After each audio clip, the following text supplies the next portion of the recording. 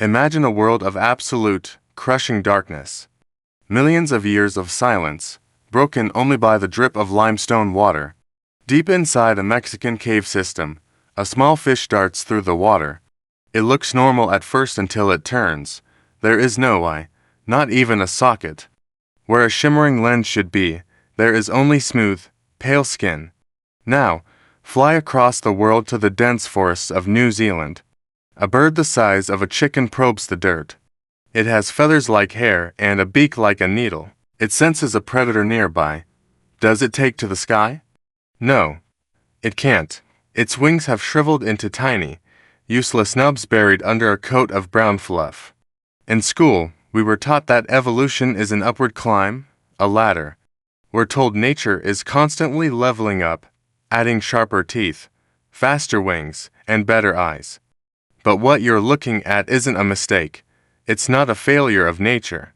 It's a calculated, cold-blooded execution of a trait that was no longer paying its rent. Today, we are looking at the dark side of Darwinism.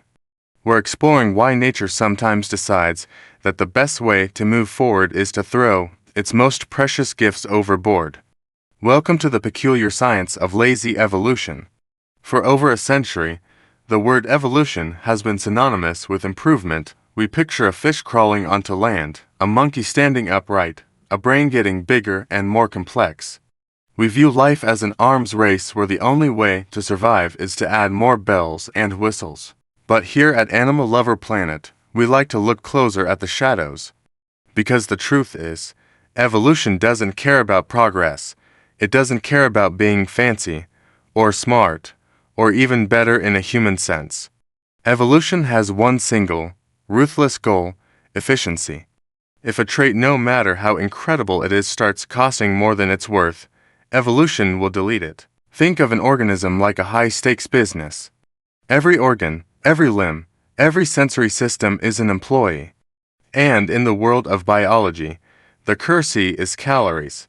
If an employee is sitting around drawing a massive salary and energy, but producing zero results, the CEO of evolution doesn't just give them a warning. He fires them. He wipes their entire department from the genetic code. This is what scientists call regressive evolution. It's the process of losing complex traits to gain a competitive edge. It sounds counterintuitive, doesn't it? How can losing your sight or your ability to fly make you a winner? To understand that, we have to look at the high cost of living. To you and me, an eye seems like a free gift. You open your lids, and the world appears. But to a wild animal, an eye is an expensive luxury. The brain power required to process visual data is immense. The physical tissues of the eye are delicate and require constant maintenance and blood flow. In a sunlit world, that cost is worth it because sight helps you find food and avoid death. But what happens when you move into a cave where the sun has never shone? Suddenly, that eye is a liability. It's a literal hole in your head that can get infected. It's a massive energy drain on a body that might only find a meal once every 3 weeks. In the pitch black, the fish with the best eyes dies of starvation first because it wasted precious calories building a camera it couldn't use. Meanwhile, the lazy fish, the one born with a genetic glitch that stunted its eye development, has a surplus of energy. It uses those extra calories to grow better whiskers, a more sensitive nose, or simply to survive a few days longer than its brothers.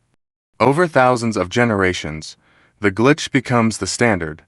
This isn't just a theory, it's a biological law. It's called energy conservation, but how does it actually happen? How does a body forget how to make an eye?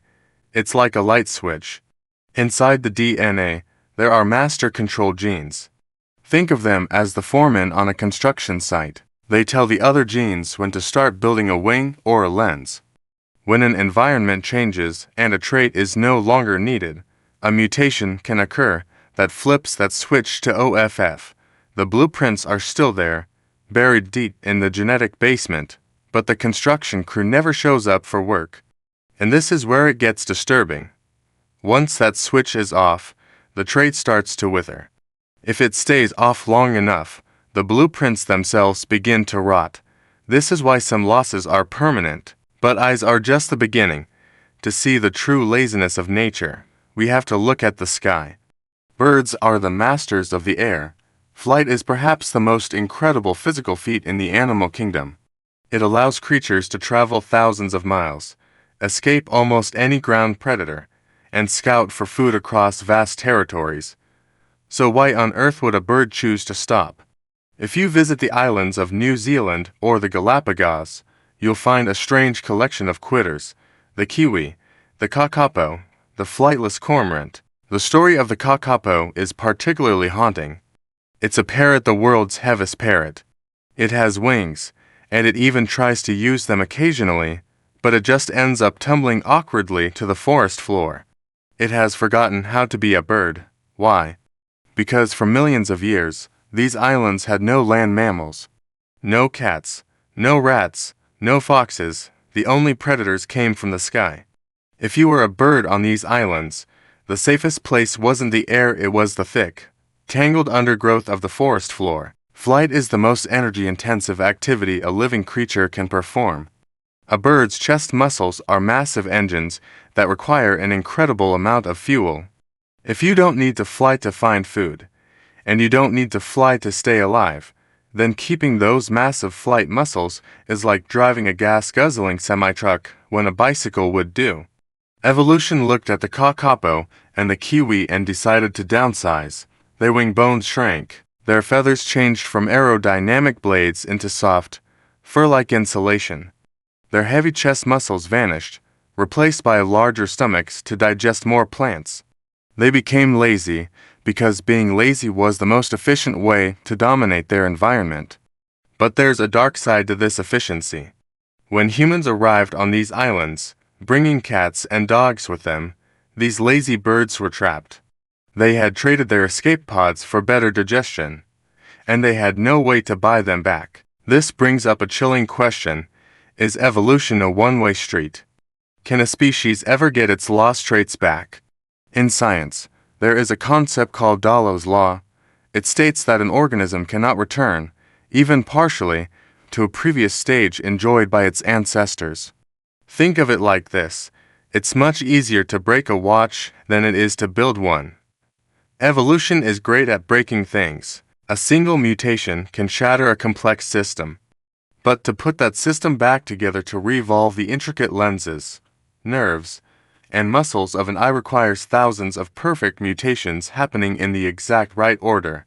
The odds are astronomical. However, nature loves to break its own rules.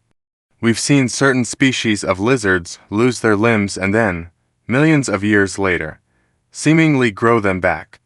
But when scientists look at the DNA, they find something fascinating.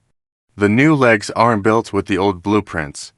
They are a hack, a new way of building a similar structure using different genetic tools. Once you lose a trait, the original version is usually gone forever. This makes lazy evolution a dangerous game. It's a gamble. The species is betting that its environment will never change back, and nowhere is that gamble more extreme than in the world of parasites. If you want to see the absolute limit of evolutionary laziness, you have to look inside the bodies of other animals. There is a creature called Hennegus omnicola. It's a tiny parasite that lives in the flesh of salmon.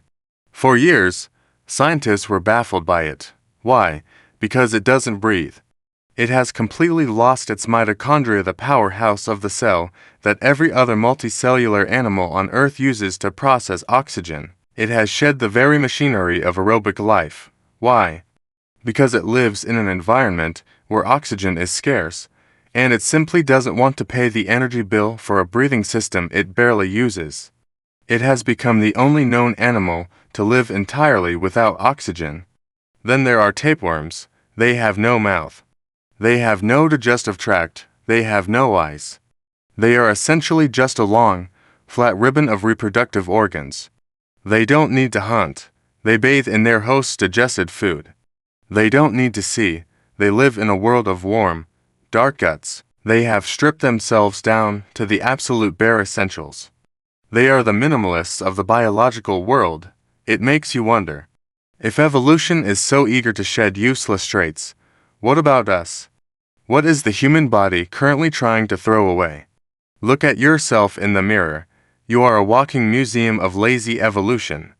Have you ever wondered why you get goosebumps when you're cold or scared? In your ancestors, those tiny muscles the erector pili would pull their thick body hair upright. This would trap a layer of air to keep them warm or make them look bigger to a predator. But you don't have thick fur anymore. The muscles are still there, firing away, trying to fluff up hair that disappeared hundreds of thousands of years ago. They are a vestigial trait, a ghost of a function that hasn't quite been deleted yet. What about your tailbone? You don't have a tail, but you have the leftover vertebrae at the base of your spine. Or your wisdom teeth. Our ancestors had larger jaws to grind up tough, fibrous plants. As our diets changed and our brains got bigger, our jaws shrank. Now, those extra teeth are just an expensive trip to the dentist. We are in the middle of our own downsizing. Some people are now being born without wisdom teeth at all. Evolution is currently deleting them from the human blueprint. And this leads us to the most provocative thought of all. We started this journey by saying evolution isn't a ladder.